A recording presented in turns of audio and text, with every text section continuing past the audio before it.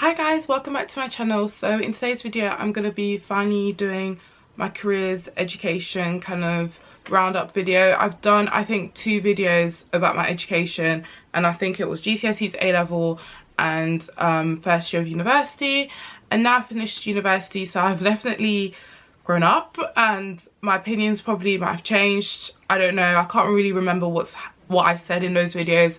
I did have a quick browse and it seemed to be a lot of negativity towards university, etc, etc. So I kind of wanted to kind of have an overview and overlook, and also it has been highly requested. I get a lot of Instagram DMs asking what I do and how I got to where I am now. I get people commenting on my videos like, what the hell do you do, kind of thing, because all I see you do on Snapchat is go to events and blah blah blah.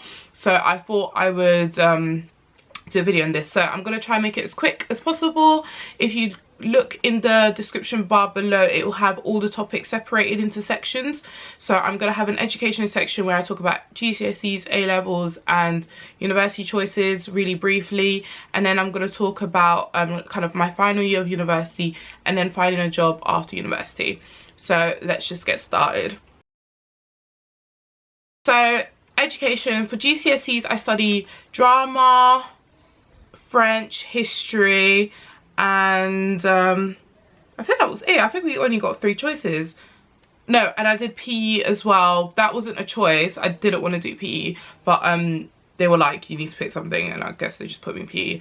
And yeah, so I studied those subjects. At this point at GCSEs, I was like 16 odd.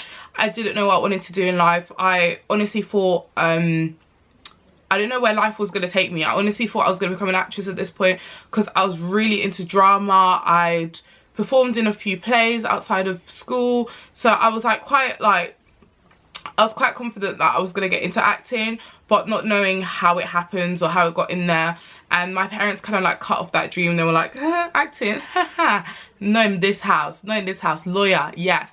So yeah, my parents, I feel like grown up now, I think they had the best intentions because I didn't really have a plan. I was just kind of like, oh, I really just enjoy this right now. And to African parents, just enjoying it isn't good enough for them. Sometimes you have to have reason.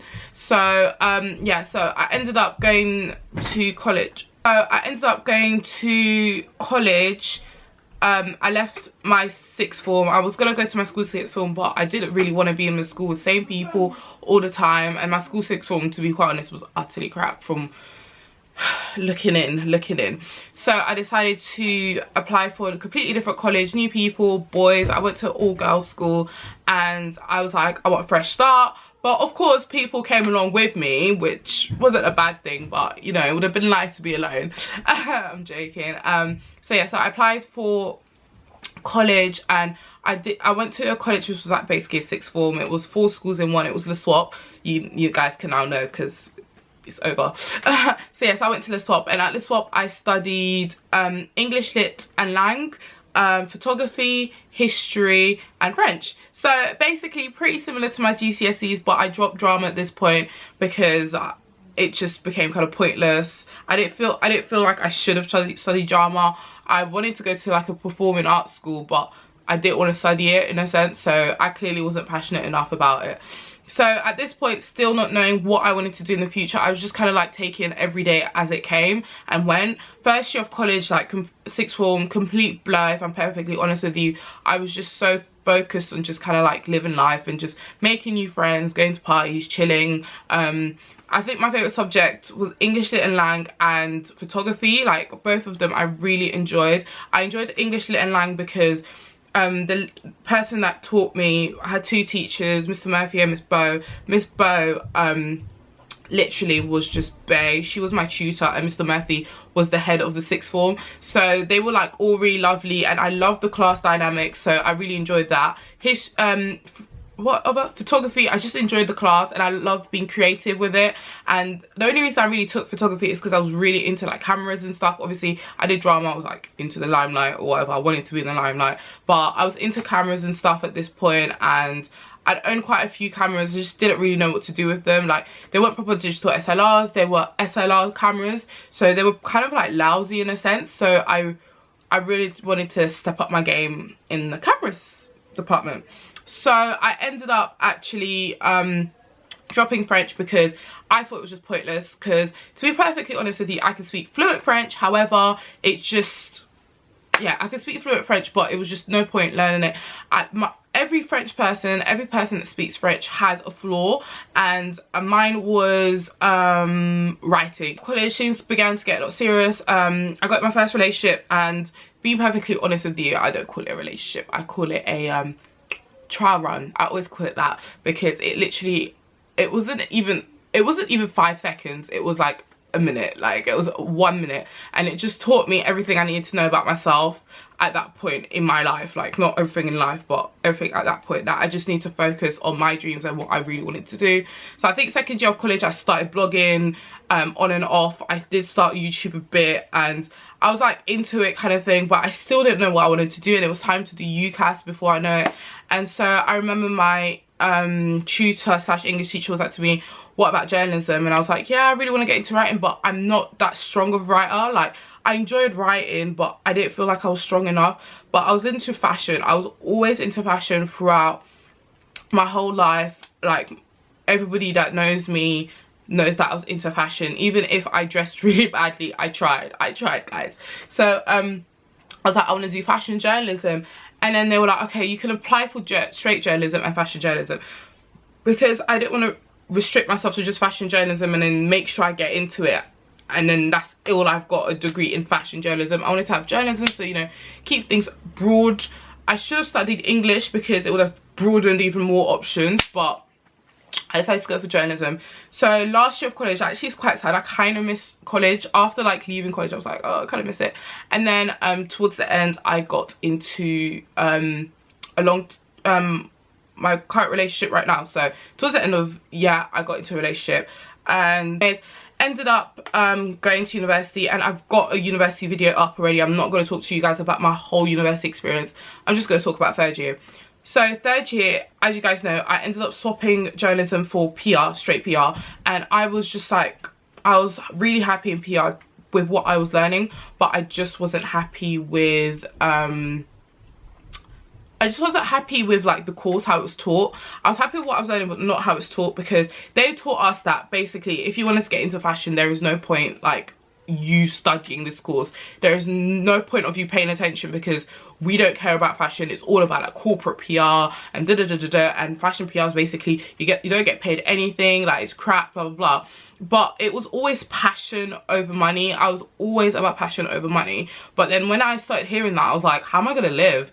Like, I think as you get towards the end of university, reality really hits, because you start to think more about like what's gonna happen after uni. Like, are you gonna get a job in something else? Like, I'm gonna need money to live. I've had student loan for 3 years to keep me stable. I've had student loan to feed me, clothe me. I learned how to drive using my student loan, and now it's going to be all taken away from me. So you're just thinking money becomes an issue. So passion over money was just like my biggest dilemma. Do I go into a field where I'll possibly be unhappy, but I'll be getting paid tons, or do I stay in fashion, which I know is going to pay me peanuts, but it's something I'm really passionate about? And towards the end of university, when I started applying for jobs properly, I really found it hard. Like, I started applying for jobs in like recruitment, just anything that had money, and I was so money motivated, and it's great to an extent, but I knew those things won't make me happy at the end of the day. I really enjoyed fashion, and I knew I would enjoy fashion PR.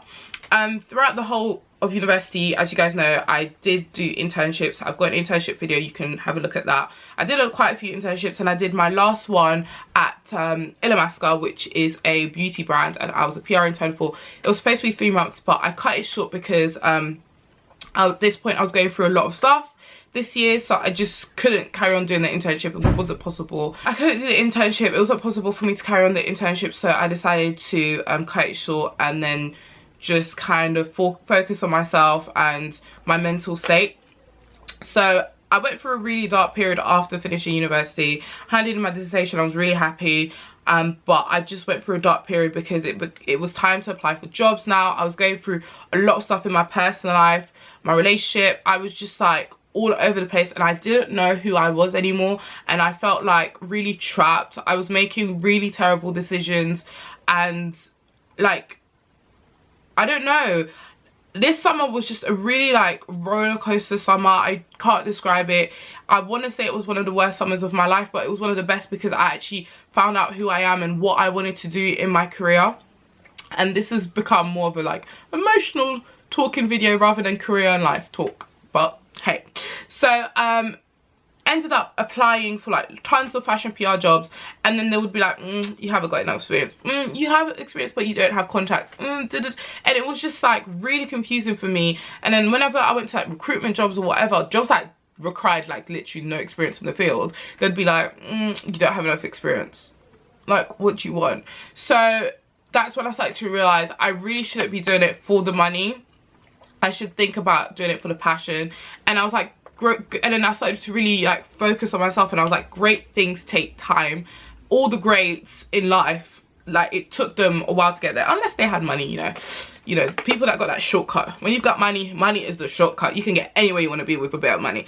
But yeah, like all great things take like time and stuff. So I started really like calming a lot down. Like towards the end of summer, I was like, you know what, I was then working at H&M. I was like, I'm currently on the shop floor, I'm really unhappy about this, but I am at least trying to get out. So I was applying for jobs, I was going to job interviews.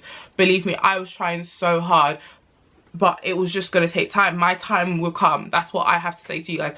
If you're in that position right now where you're just like, oh my god, like when am I going to get this dream job? When am I going to get my job? When is my career going to start? Because it does get to a point where you're like, my life is just at a standstill. I don't know what's happening. I'm really stagnant. Like, shop floor life isn't for everyone. Some people enjoy it. Some people, that's their career, and that's great. But if you know you have a passion and a drive for something else and you're just there stagnant, it's so hard to like see past that. And everybody was like to me, oh, there's a light at the end of a tunnel. And you know, I go to church and listen to sermons, like that's really motivational and pushing me, but I don't feel it. Like I'm not feeling it. I try, and then I'm like, nah, you don't get it. You actually don't get it.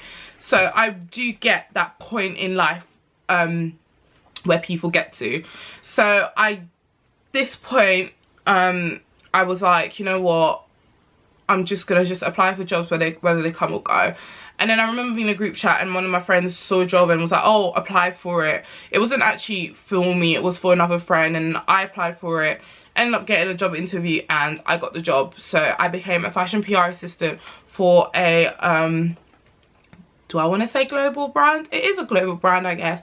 Yeah, fashion PR assistant, an entry-level job, exactly what I needed right now, exactly what I wanted.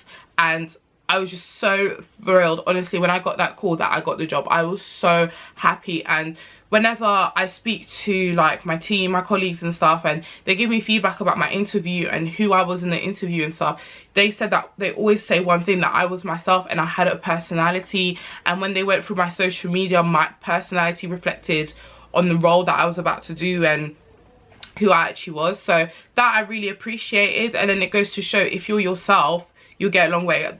Who I was in my interview, okay, I was probably just a little bit nicer, just a bit more, yes, but it really was who I was, personality wise, and etc, etc. So I thought that I will give you guys a bit of like career advice if you want to get into fashion and fashion PR, and what my job actually is, because I throw the term PR around all the time and everyone's like, what the hell do you do? I just see you go to events. Fashion PR basically it's like regular PR, just in fashion.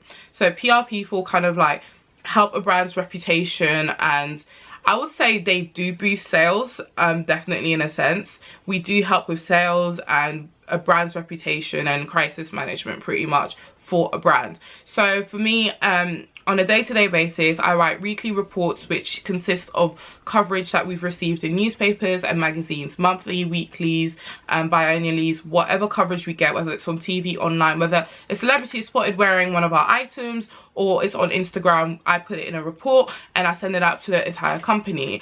I also send things out to publications, deal with returns. I help organize events, whether they're big or small. I liaise with loads of journalists and press and see what stories are you working on. Oh, we have this at the moment. Would you like a sample? Would you like a high-res image?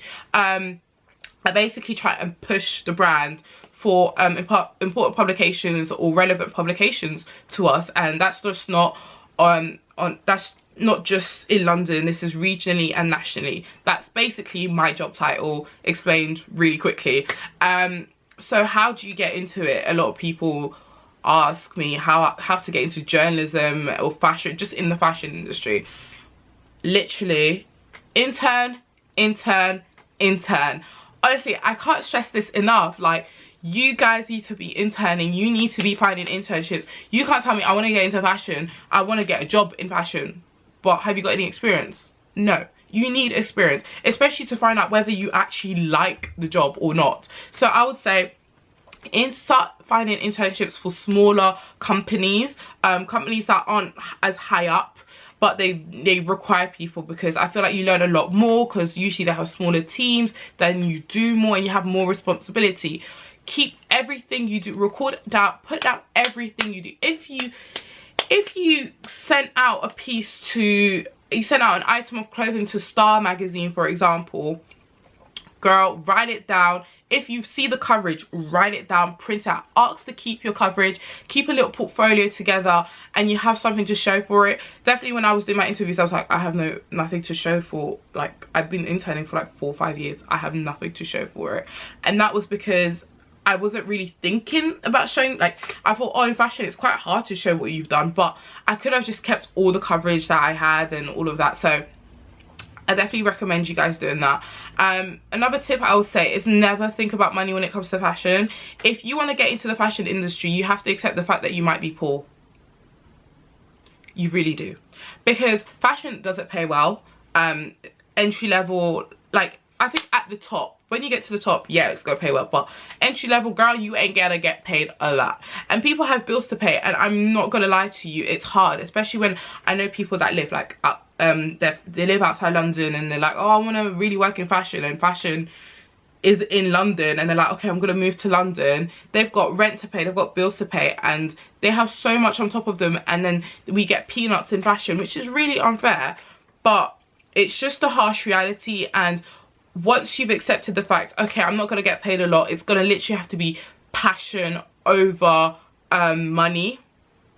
Once you accept that, that's how I feel like you get to progress in the fashion industry. When you actually just start putting your heart and soul into what you do, and rather think, oh, am I gonna get anything from this? Oh, am I gonna get any money from this? That's when you start to progress, I feel like, in the fashion industry. Another tip that I have is that it is really who you know in this industry. Unfortunately, if you don't know anybody, I would say just start getting to know people. Follow your favorite journalists online, follow your favorite fashion bloggers online, try and get to events. If you can't get to events, intern, liaise, actually talk to people. There are so many people you wouldn't believe that are on this platform, YouTube, blogging, journalists even, that you see them act a particular way. There are so many people that I know on this platform, YouTube, whatever, that have a specific personality online, and then when you meet them in real life, you're just like, what, you couldn't be drier than toast. Like, you are really dry. Like, so do not be deceived as well by people online. People always show their best bits of life. They always show like the most. Like, I'm definitely guilty of that. This whole summer was really horrible for me. I was dealing with a lot of stuff. I was really stressed out. But on Instagram, you are not going to see that. Maybe 1-2 posts, but you are not going to see that. You're going to see the best days of my life. You're going to see me when I'm out in the club with my friends. You're going to see my latest outfits. You're going to see my latest wigs. You are not going to see this. So once you stop following like the social media hype, what happens on social media, I feel like is a completely different world. And once you step into it, you've got to like have a good mind. You've got to be mentally there. If you're not mentally there, I don't know. So thank you very much for watching. I hope this has helped you guys and given you a little insight into what I do and how I got there. All I did literally, like, let me simplify it. All I did was intern, work for free. Yes, I worked for free. I got paid, honestly, out of all the internships I did, I got paid for only one, and that was just transport.